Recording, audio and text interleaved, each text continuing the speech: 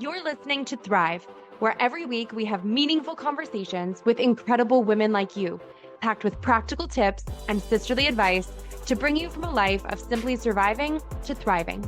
We're shaking the story that you're just getting by and stepping into who God made you to be. Because it's not enough to simply survive, you deserve to thrive. I'm your host, Erica Gwynn, and I'm ready to thrive together. Here's today's episode. Welcome back to Thrive.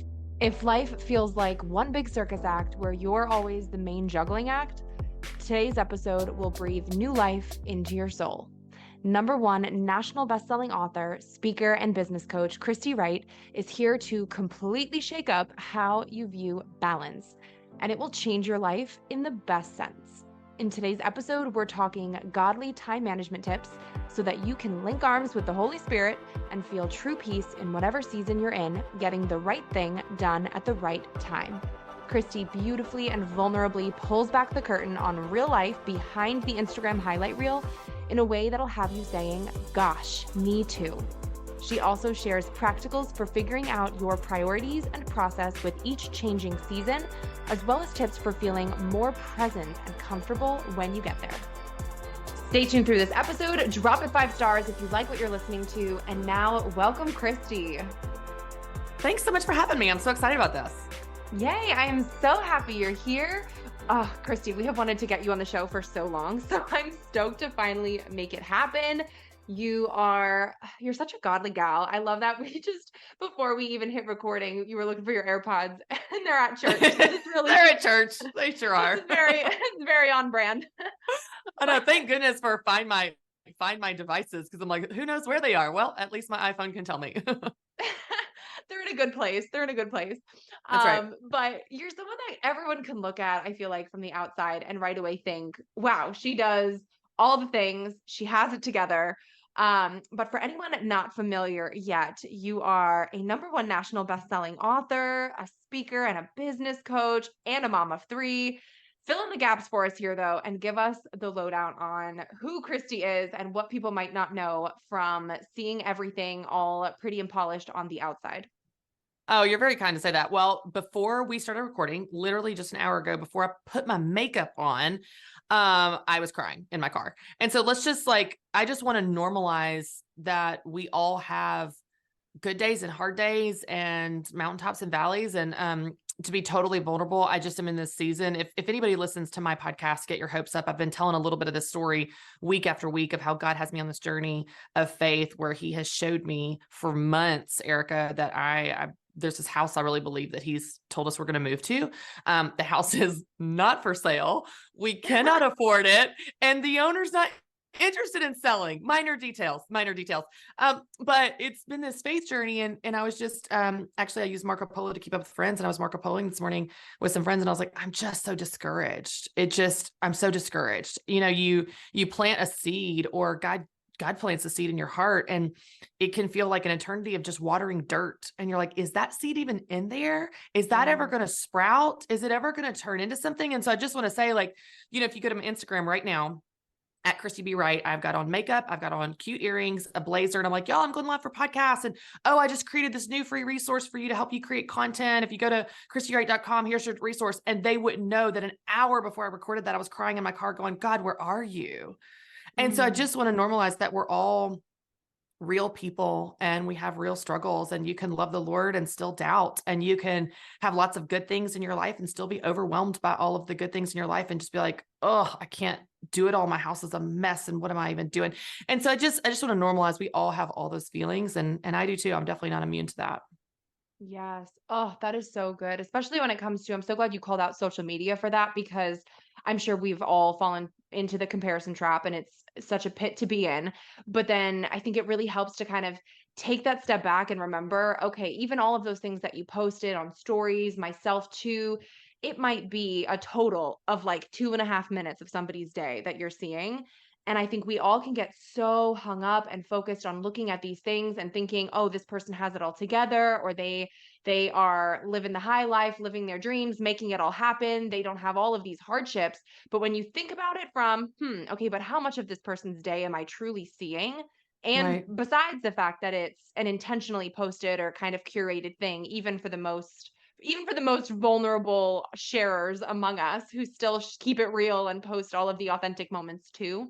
I think that's just a good perspective to have, especially when we're all already having a hard time ourselves in our valleys and comparing it to other people's perceived mountaintops. Yeah. And I think it was, and this is just a good reminder for, content creators or influencers or anybody that puts out content for a brand or business of any kind. It's a good reminder. I think, it was Craig Rochelle that said, people will be impressed with your success, but they will connect with your weaknesses. And so I think that that's just such a good word because, as an example, last October, I was to just be totally blunt, I think I was depressed last year. I'd gotten a diagnosis for my son. We had to help our nanny find a different job, a nanny of 5 years. She's very much a part of the family. I'd left my job of everything. Like, it was just this perfect storm of it sent me into a pit that was really hard to pull myself out of. And there was one particular night, it was a Sunday night, which I don't know if any of the moms feel like this, but Sunday nights are hard. It's like, I know that I should love all the time with my children, but by Sunday night, I'm like, I need y'all back in school because you're wearing me out. You're wearing me out. And so I was standing in the bathroom. My daughter was refusing to get in the bath, screaming her head off, naked, refusing to get in the bath. My son was yelling in the other room about something, and who knows what else was going on. And I just looked at myself in the mirror and I just looked so discouraged because I was. And as I saw my reflection in the mirror, I thought, no one knows this side of you, Christy. They only know confident Christy on stage, kicking butt, taking names, inspiring people. There's not a challenge too big for me. Like, I'll just take on anything. And I thought, they need to see this side of you. And so I snapped a picture of myself and I just posted this caption that was like, this is a very discouraging season. And that post, I was super scared to post it. I was super vulnerable. It was super just, you're nervous. And it took off and connected with more people than anything I think I've ever posted. And I think it was just so many moms that are sinking on Sunday nights going, oh my gosh, I'm not alone. It's not because I offered, here's your 3 steps to pull yourself out of the pit. I would love those 3 steps. I mean, I've got ideas. I've got, like, for example, I've got a devotional on my website that is 7 days to stop feeling discouraged. And those are practical things you can do to kind of help yourself, but there's not a perfect solution or perfect formula for it. But it was just the connection of going, you're not alone and you're not doing anything wrong. Life is hard. Parenting is hard. Sunday nights are hard. Bath time is hard. And something about the feeling less alone, I think, just gives hope to people, and it makes them feel like they're not a failure. It helps them, just have hope in the community of it. And so I think that when we can share those times, you don't have to share every bad day. You don't have to air all your dirty laundry.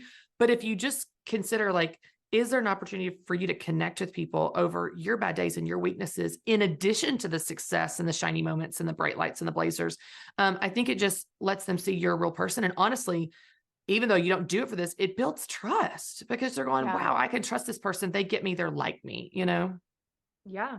I think being able to just kind of highlight to people too that they're not alone is always so important, even if you're not, for anyone listening in who's not a content creator or an influencer or whatever you want to call it.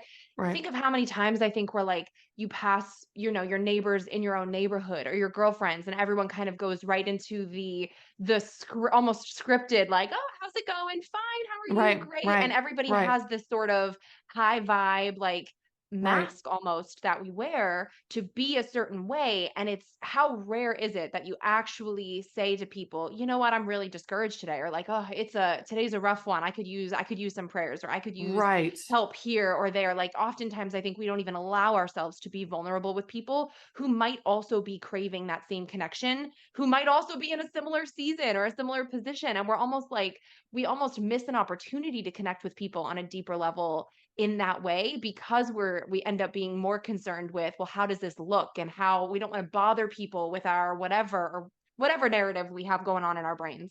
Or we don't want to get labeled as negative or a complainer, or we don't love our kids. You're totally right. It's not just social media. It's not just content creators. I mean, I think even I'll be in the grocery store and I'll see a mom with a child that is just melting down. And I literally, I know this sounds weird, but like, I feel better because I'm like, oh, it's not just me. It's not like I'm just a bad mom that has a child that melts down in the cereal aisle because I won't get them 15 times. It's like, but then it's also a good reminder for us that we can take those opportunities to connect with people and give that grace when we're in a season of, maybe more strength or whatever. So like, for example, when I see, I was at a birthday party for one of my kids recently, and this man's son was just bananas. Like he was bouncing off the walls. He was terrorizing everything. And honestly, he was acting exactly how my middle son that has special needs acts. And you could just see in his eyes, he was so tense between trying to control his child and trying to keep on a happy face and not seem like a bad parent and whatever. And I went over to him. I go, this is me every day. Don't even apologize. I go, you don't need to apologize. This is me every day with my son. I see you. It is so hard and you're doing great. You're doing great. Yeah. And it was like, just to the mom in the cereal aisle, to the mom that looks tired, to the mom that you made lunch plans with, and you sense that like she's overwhelmed, go, hey, you got a free pass. Hey, let's just cancel. Let me give you an out. Like just extend grace to people before they even know they need it. It's just an opportunity for us to be hope and light in the world when you're right. Some people are too scared to ask or show that side of themselves. It's like, as we're aware of our own need, gosh, we can just extend that grace to others before they're even aware of it.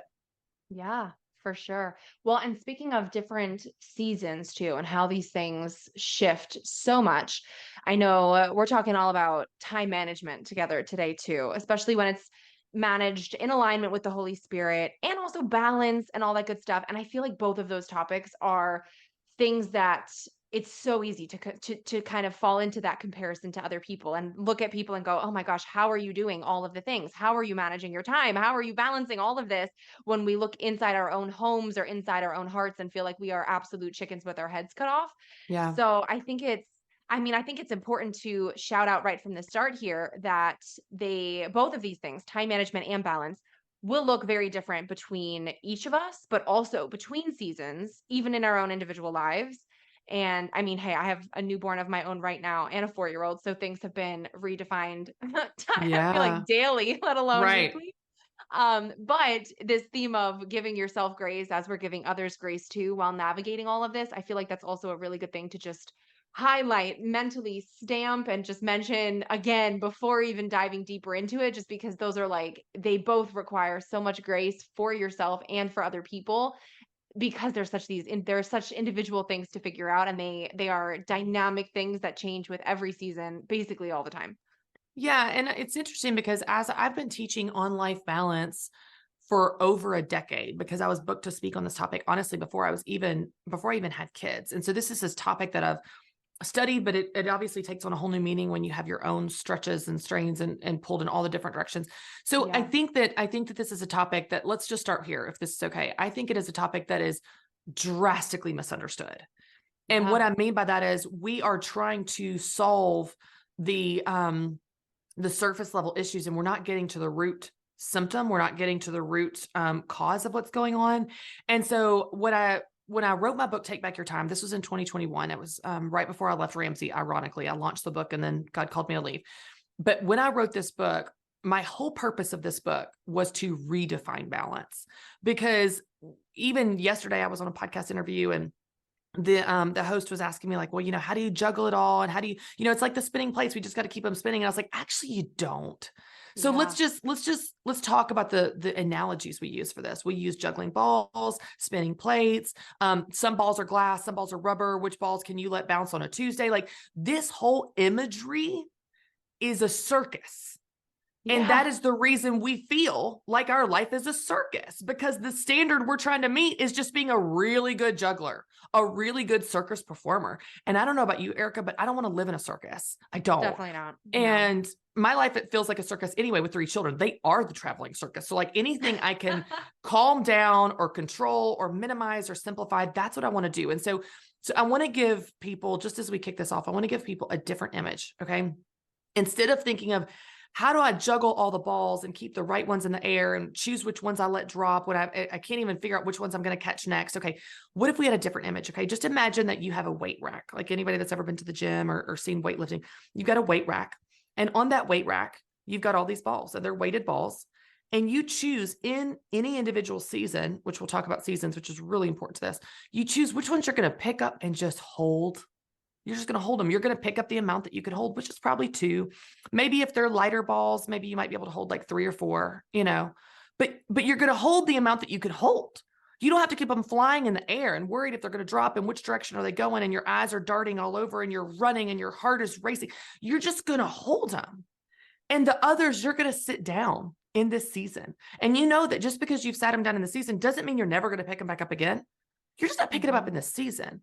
And so the reason I talk about this is because it just reduces the stress, the anxiety, the rushing, the worry, the frantic trying to keep it all going like a circus. And instead say, I'm going to choose in this season what's right for me. So let me give you an example of what this looks like practically. Let's take the visual of the balls we sit down and the balls we pick up and hold, not juggle, but hold in any given season. Okay. In summer of 21, it was a lighter season. Work was lighter. Naturally, there's just less going on. And so I would call that a season where, like, the balls are lighter. So I was keeping my house somewhat clean. I was working out. I was seeing my friends. I was getting work done. I was in seminary. Those are all things going on in that season. So that was maybe like, 4 or 5 balls that I was able to hold at that time.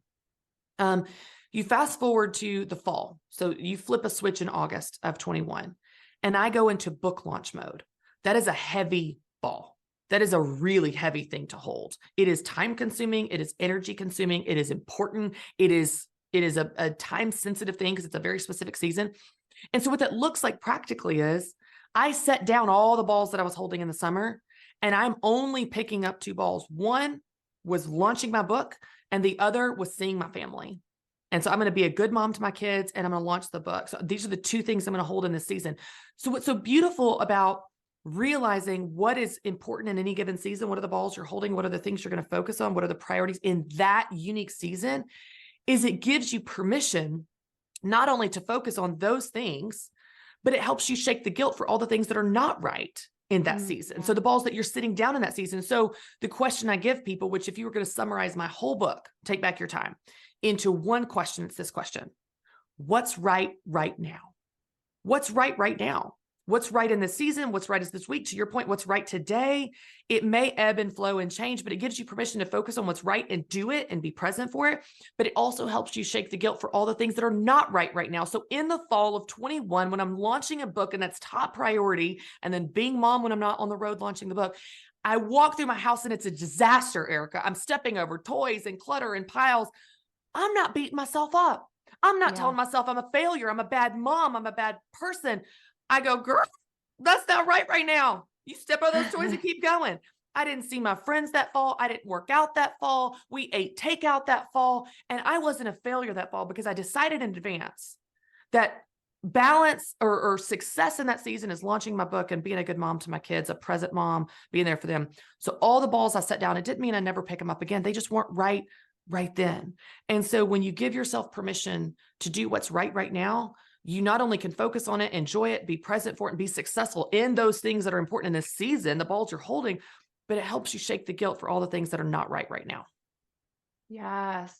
Oh, that is so good. I feel like I was so worried about this personally too before having my second baby, because I was thinking, I was like, okay, I work from home. My husband works in an office, and I was automatically, my brain was going, okay, well, what's going to happen to my business, and how am I going to still, I know it's going to change, but how is it going to change, and how am I going to be able to keep up with it? And am I going to lose everything because I'm focused on this? And before actually having him, I think my brain was going right to, how do I juggle all of these at the same time?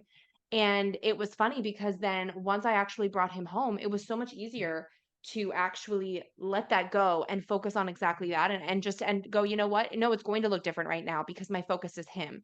And Right. I caught myself apologizing to some people when I would be replying to an email like a week and a half, maybe even 2 weeks after receiving Yeah. it, going, I'm so sorry, I just had a baby. And I felt so blessed to have a few people respond and actually say, why are you apologizing? Like, there's That's no right. need to apologize. That's right. That is 100% the priority. That's what's important. And this conversation, it can totally wait. Like, That's it's right. going to be here, That's whether you exactly answer right. it now or a month from now, like, it's okay. So but sometimes I think we need to hear it from somebody else to say, you know what, like, I know you're trying to do it all, but here's your permission slip. You really don't have to. And honestly, you shouldn't be trying to do it all, because it's not all going to be getting the attention it deserves right now if you are still trying to frantically scramble to somehow touch everything when Right. you just shouldn't be. Well, it's such a great point. I love how you said that, of giving people permission, because us giving them permission, like we said, giving them grace, giving them an out, like that can be so powerful to just set people free and just, give them a weight off their shoulders. But the other thing we can do that just came to mind is we can model that, and to swim up current in a culture that is just running 100 miles an hour and talking about how they're failing all the time and being so busy and all that. It's really hard to swim up current. But what's so interesting is when you swim up current, people notice, because they go, why is that fish swimming a different direction? Like, what are they doing? Like, that's so interesting. It stands out. So I always use this example, but I have this mentor, Eve. And she was a mentor from Young Life, and she's mentored me since I was like, in college. And one of the things that just blows me away about Eve is so comfortable in her own skin. Like, she's older than me. She's got kids that are grown, but like when you're around her, there is this ease about her that she's not trying to perform. She's not trying to impress you. She's not trying to be super busy and productive and important. She's nothing to prove. And there is something about genuinely, there's something about just being in her presence that invites you to do the same. She is so at ease with herself that it literally makes your shoulders relax, because it invites you, without her saying a word, it invites you to be at ease with yourself and comfortable in your skin and let down the need to prove or impress. And so I think we can also model it, not just for for our kids and the obvious people, but even for our friends and our communities, when everybody is the whole conversation is going this direction of how busy we are and the fall's so crazy. And we could go like, yeah, I'm just scaling back.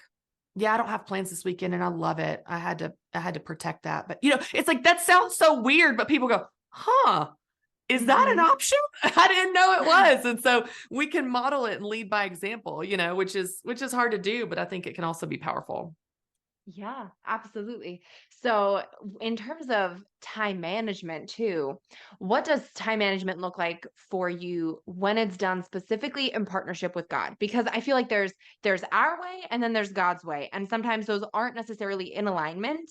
And we have to really unpack whether we are working kind of on our time frame or God's, and whether we're filling our days with those plans and tasks and to-dos according to what satisfies us. And like you said, kind of makes us feel like, oh, we're being so productive, we're being busy, where it's almost this like performative busyness Mhm. versus doing what really satisfies the spirit within us, and really listening to, okay, maybe the immediate obvious needs of my life right now, like having a new baby or a new job or new house or whatever, maybe it's not necessarily those things that are making us change, but maybe it's God and the Holy Spirit within us that's calling us to a different season in our heart to kind of take a step back or shift our pace, shift our perspective, whatever the case might be. So what does that time management really look like for you when you're really linking arms with God along the way?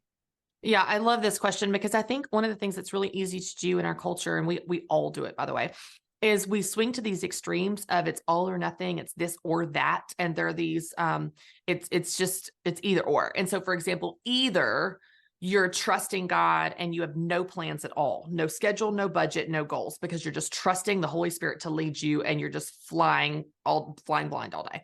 Either it's that, and that is trusting God, or you are making plans, setting goals, managing your budget, and you're just ignoring God. And you obviously hate God because you have a budget. Like, it's like these crazy extremes.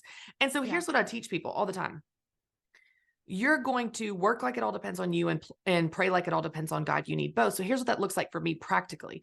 Practically, I manage a budget. Practically, I manage my calendar. Practically, I set goals. I make plans for the week. I coordinate all of the logistics of my life and therapies and kids. And here's where I'm going. Here's my commitments. Here's my yeses. Here's my nos. I make plans. Now, if you want to sit down at the beginning of your week, and we'll talk about seasons here in a second, I want to circle back to that because that's really important to this. But if you sit down and you say, okay, as I plan my week, I'm going to start planning my week with prayer. Absolutely, that's appropriate. But what I don't want people to do is I don't want people to sit on their couch and go, I'm going to start my week with prayer, and until God tells me what to do, I'm going to do nothing. I'm going to wait for Gabriel to appear in my living room and tell me how I'm supposed to schedule my Monday. Well, that's just crazy, because we know that though God leads and speaks, and he doesn't always lead and speak on every single issue, every single minute of every single day. At some point he's going, child, go steward what I've given you. Like, if you have not heard from me, just assume that you're doing what you're supposed to be doing. Because if you're a child of God and you're seeking him in prayer on a regular basis, If you're getting off course, he's going to tell you. He's going to check your spirit. He's going to start to give you a pull to a yes you didn't plan on, or a no to something you'd already said yes to, that you got to figure out how to honor that person. And hey, I'm actually not supposed to do that. I'm sorry. I need to change my plans. So he's going to check you as you go, as you go, as you go. He's going to lead you. He can turn a moving vehicle. He can't turn a stalled car. So I just don't want people to get stuck in, I got to wait in the name of, I got to hear from God. They don't do anything and they don't steward their lives, because God has given us all this to steward. So for me, what it looks like on a practical level is 2 to 3 times a year, I will set goals for that season. And here's what that looks like for me. So typically it's fall season, spring season. So I do it for fall in August. I do it for spring in January, and then I do it for summer in May. And that's because all of those seasons are very distinctly different in my life. And it kind of follows my kids' calendar, like I know a lot of people do. So I will sit down and I will say, okay, what does success look like in this season? What is going on right now in my life? What is important to me? What is God teaching me? What do I feel like is on my heart? What am I sensing? You know, and what do I want success to look like in the season? What I want success to look like this fall is very different than what it was this summer. It's very, very different from my work, from my kids, from my parenting, from how many days a week I wear makeup. It's very different in the fall versus the spring versus the summer. And so I sit down and I say, okay, here's what I'm sensing in this season. And this looks like a journal. Like literally I'll journal. Here's what I'm going through. Here's what I'm going through in this season. Here's what I'm experiencing. For someone, if, you know, I just, you know, in your case, for example, Erica, if you were to sit down and do this exercise right after you have your baby, you know, 2 weeks. How old is your baby? 6 weeks. 6 weeks. Okay. You could do this right now. Here we go. 6 weeks. Okay.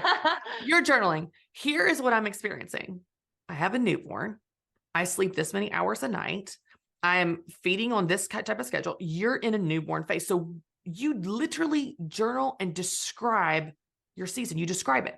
Why this is so powerful as the first step to planning anything is it helps you acknowledge the season you're in. So often we just set goals in January and then we hold our feet to the fire in November when our whole world has changed and those things aren't important anymore, or things in our life have changed. So you sit down and you describe your season. Here's the season I'm in. Maybe someone else just got a health diagnosis. Maybe someone else is going into a huge launch in their business. Maybe someone else is about to go on sabbatical. Describe the season you're in. Once you've described it and you've identified the season, which by the way, if anyone is listening to this right now and they have read my book, Take Back Your Time, you will know that I'm talking about my book in reverse. If I could go back and write my book again, I would write it in reverse, because the season you're in is the very last thing I talk about. I would actually move that to be the first chapter. I think you start with your season and you describe it and understand it and appreciate it and just acknowledge it before you make plans. And then after you describe the season you're in, then you define success in that season. Okay. So with that in mind, I have a newborn. I just got a health diagnosis. I have a huge launch coming up, whatever it is. With that in mind, what does success look like in this season? For you, Erica, success in this season might just be bonding with your baby. That's it. Bonding with your baby, keeping your kids okay, keeping them fed. That is success in the season. You define success. So when you understand your season, you can then have a clearer perspective on what success should be. Success is not a clean house, a thriving business, you know, et cetera, full schedule with a newborn. I'm just making this up. You know, you make this up your own, but you're tracking with me. So you define success in your season. And then after you define success, okay, this is what success looks like. Then the third step is you would determine your priorities, decide what your priorities are. So here, now I understand my season. Here's my definition of success in relation to what I'm going through.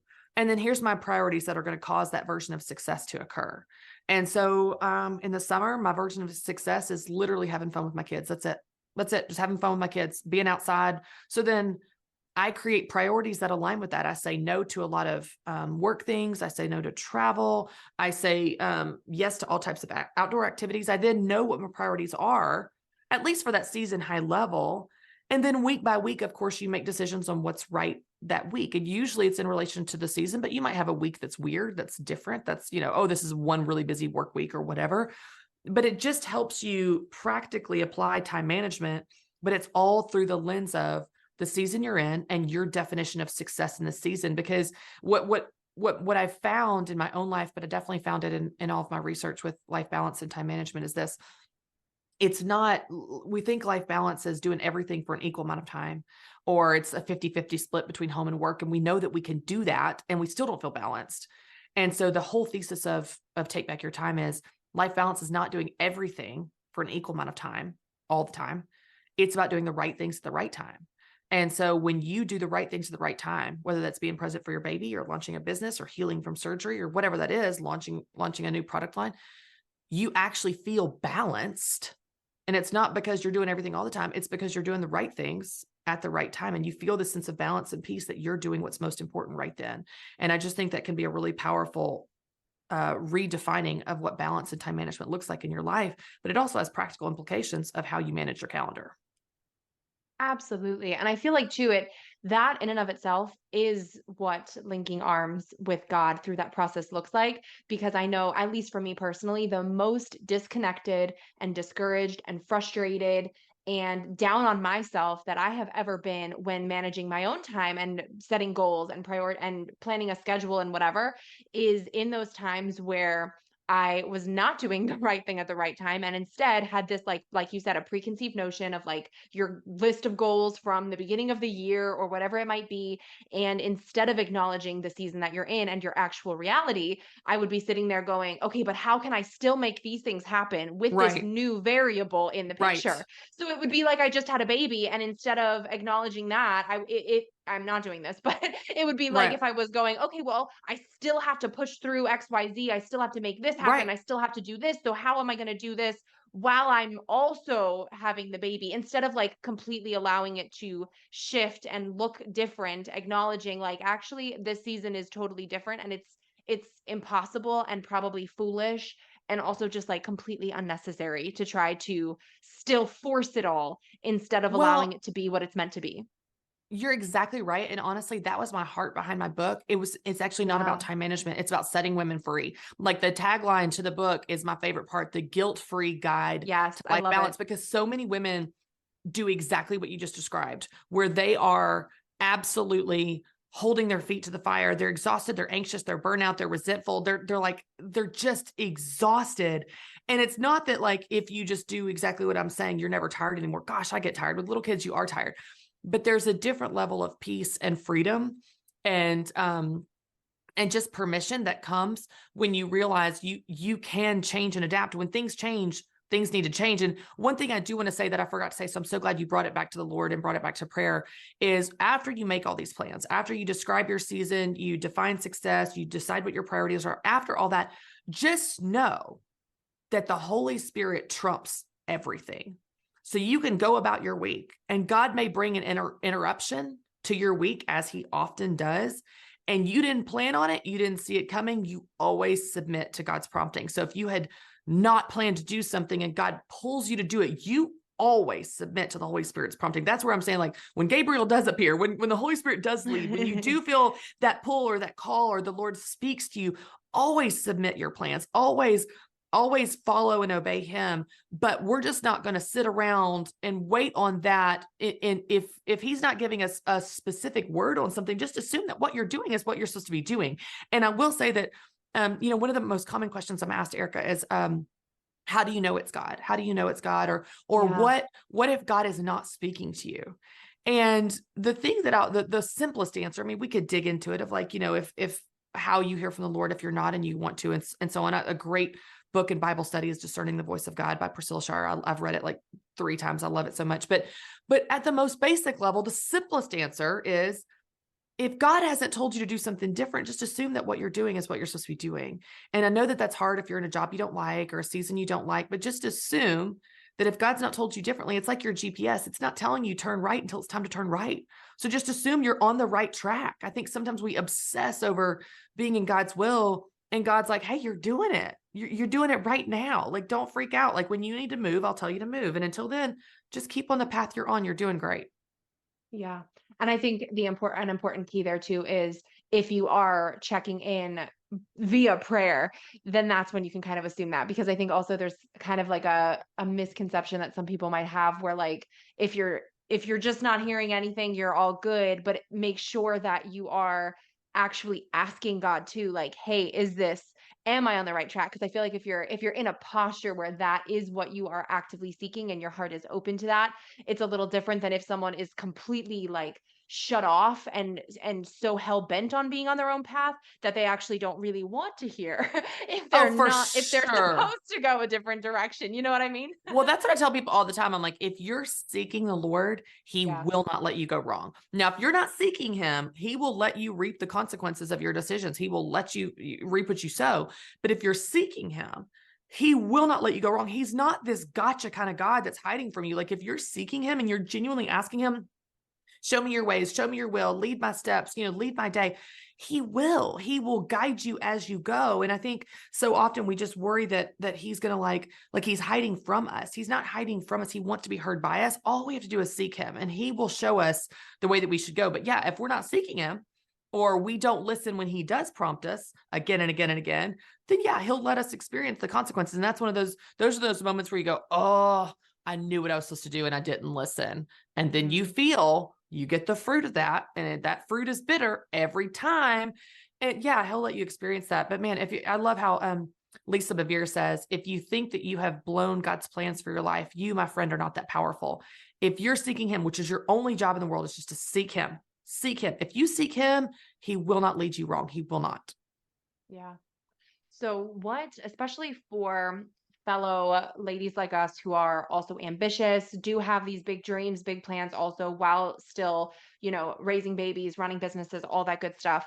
What has helped you feel to not just even feel, but to truly be more present, like truly present when these seasons have shifted and when maybe you're in a season where you are just totally focused on your kids and you love what you do for work, you love your business, you love all of the different things that you are doing, you're maybe not able to actively be as in that right now in this season for whatever reason. What helps you kind of keep your mindset focused on where you are at instead of always thinking in the back of your head, okay, well, what is coming up next for XYZ? Or should I still be doing this? Or how can I still weave a little bit of this in? And instead just really let yourself have peace where you are if it is a season that feels not as full in some ways, but still full in other ways, if that makes if that makes sense. Yeah, no, I love this question and it's such a good question. Here's what I'll say. My mind never stops. And Same. I never stop. I'm creative. I don't think I've ever said this publicly, but I'm not scared to, but this fall at some point, I'm going to schedule an ADHD evaluation because I'm pretty sure it runs in my family. My middle son has ADHD and it's like, I was not aware of it, Erica, until I left Ramsey and all my structures were taken away. And so like when I was at Ramsey for 12 years, I was told where to be, when to be there, what to say, what to do for every minute of my life. And I thrived in that. Honestly, like I thrived. I was like, I could run hard. I could work hard. I could work long hours and I could be anywhere anyone would be when they just tell me what to do. I didn't have to. And now running my own business from home with kids and all my structure was taken away. All my support, everything was taken away. The description I tell people is like, it feels like I'm floating in outer space. I need some handles to hold on to because it just feels like my days are like, oh my gosh, I'm grasping to like get some structure to it. So all that say is like, I think that maybe I'm an extreme example because of the way my brain is wired. And I'm looking into that just to understand myself more. But one of the things that I think is key is I know my brain cannot do it on its own. So what I do is I put systems in place. Where I had systems at Ramsey or structures at Ramsey, I'm now creating systems. So I have a business manager that helps me in my business, keep all the details in the organization, the Zoom links, the calendar invites like this one right here. I know that I'm not good at that. I have a house. Now, granted, I know everybody can't have this, but I have a house assistant that works part-time at my house and she helps me keep my house stuff in order because my brain is just all over the place. When it comes to being present with people, I have to physically put my phone out of sight. I have to put it out of sight. If it is in my eyesight, on the table, in my pocket, in my hand, I will look at it because it's just pulling me to be distracted, like it is all of us, by the way. It's training our brain to be distracted. So that's not just me. All that to say is if you cannot focus, it's not your fault. It may be the way your brain is smart. It may just be you're conditioned by society and social media and having 9 million people yell at you all day for moms, that your brain is all over the place. So the best thing you can do if you want to be present for whatever these things are, is to put systems and structures in place to help you be successful. Like we would do with anything, right? Like if we don't want to eat sweets, don't buy them and put them in the pantry. Like if you don't want to stare at your phone, put it physically out of sight, put it upstairs on the charger, put it in a box on your counter, close your computer and put it out of sight, physically move to a different room. If you want to play with your kids and there's something distracting you, take them outside. So for me, like for example, this afternoon, great example. This afternoon, Kaylee, my house assistant, is going to do the round the world tour to do my pickup for my kids today. Some days she does it, some days I do it. Today she's doing it. I'm going to go to a coffee shop and write. I have a bunch of writing to do. If I write here at the office, all them running outside my office will distract me. I can't focus. Even if she is watching them at the time, I can't focus. So I'm going to physically move locations to be in a coffee shop with headphones in, AirPods if I can find them from church, put some headphones in, and I'm going to write. And so for me, it really comes down to, if I want to be present, I have to have structures in place to help me be present. I genuinely can't do it on my own. And I know that sounds crazy, but I'm just being honest. I can't. Honestly, though, I think that goes right back to the very beginning where we said it's all about being real, and we put this pressure on ourselves. I don't know if it's just us as women or I think it's honestly, I think it's so much to do with just being a woman, because it's a thread of how we are and how we operate.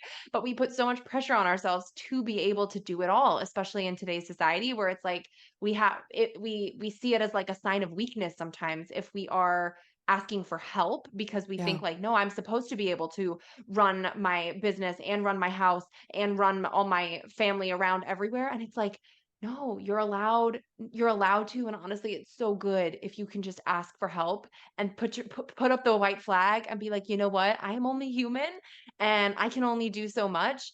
And it's not on me to actually be doing all of these things all at the same time. And like, asking for help is not a sign of weakness. It's totally a sign of strength, and being able to acknowledge where your strengths are, even in a given season.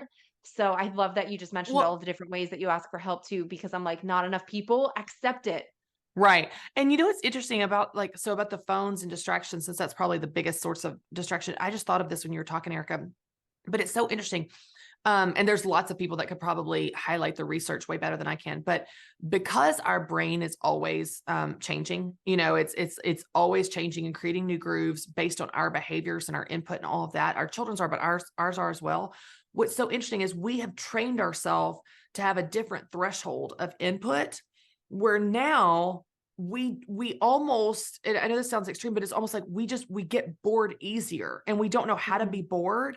And so, for example, if you've trained yourself to look at 2 screens at a time, meaning you're watching a show with your husband and you're scrolling your phone, then if you try to train yourself to not have your phone so you can totally focus on the show or your conversation or whatever, it feels less than, because your capacity has increased so much, to your point of like, we're used to running and gunning, and we've got 50 tabs open on our computer in our brain at all times, that when we only have 2, we almost feel like bored or unsettled, like we need to create more chaos.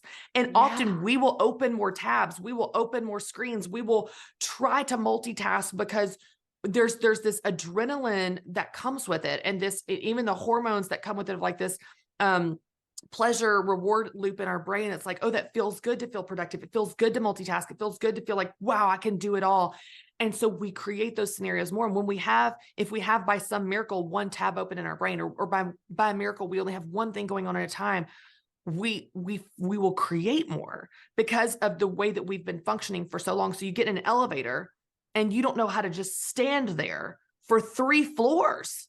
You don't know how to stand in an elevator without pulling out your phone. You don't know how to just stand, because your brain is so used to running at that level. And the reality is that level is what's creating so much anxiety in our culture, and it's leading to exhaustion and burnout, and it's not fun.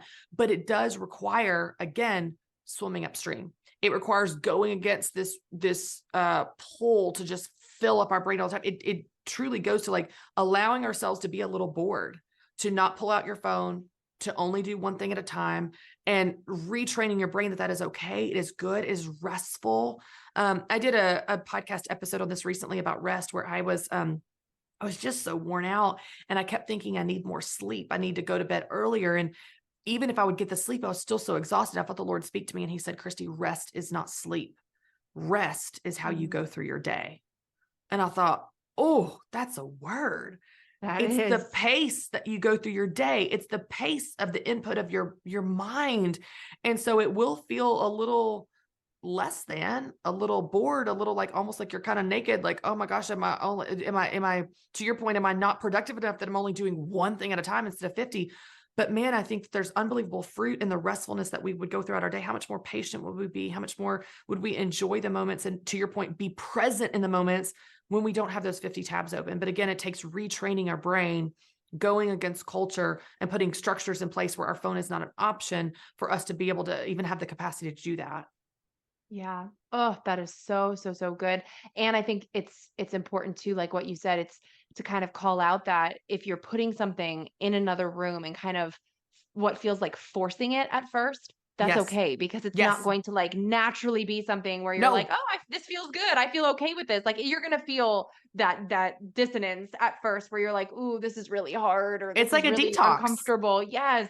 So Yes. like if you have to force it, like don't be embarrassed by it, let it happen, throw your phone in another room, do whatever you got to do, and like literally sit there with your hands underneath, like sitting on your hands, Yes. forcing yourself to just to be, and then know that it won't necessarily be comfortable being like that for a hot second, but it will probably and hopefully get a little bit more comfortable as time goes on, as like you said, like literally as you detox through it.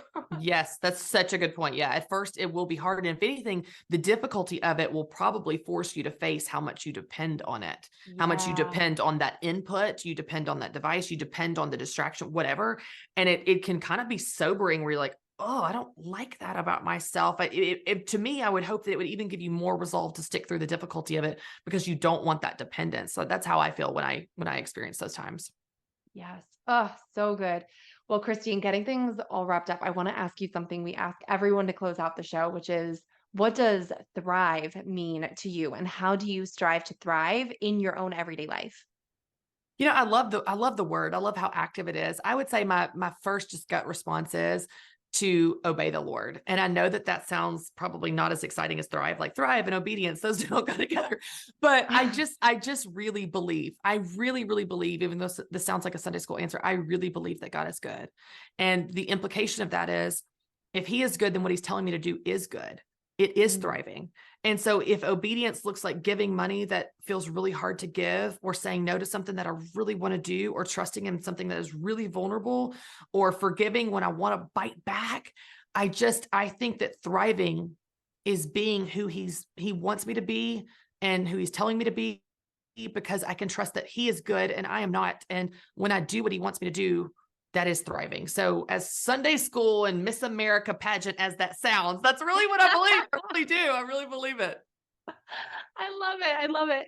Oh my gosh. Christy, tell everybody where they can find you online, to connect with you more, to grab your books, check out your coaching, all that good stuff. Oh my gosh. Thank you. Well, we've talked a lot about time management. I will say there's a workbook that goes along with Take Back Your Time, and you don't have to have the book to have the workbook. But if you want the workbook that has all these exercises we're talking about, you can go to christywright.com/time and download the workbook that goes with the book, Take Back Your Time. Whether you have the book or not, it walks you through these exercises. So that would be great for your season and your priorities and all that good stuff. But everything else is Christy B. Wright, or on Instagram at Christy B. Wright. I'm sorry, christywright.com, or on Instagram at Christy B. Wright. Wait, before you go, make sure you're subscribed to never miss an episode of Thrive. Drop 5 stars on your way out if you like what you just listened to, and come join the party on Instagram at thrive.podcast to stay inspired and thriving all week long. Thanks for tuning in. It's your time to thrive.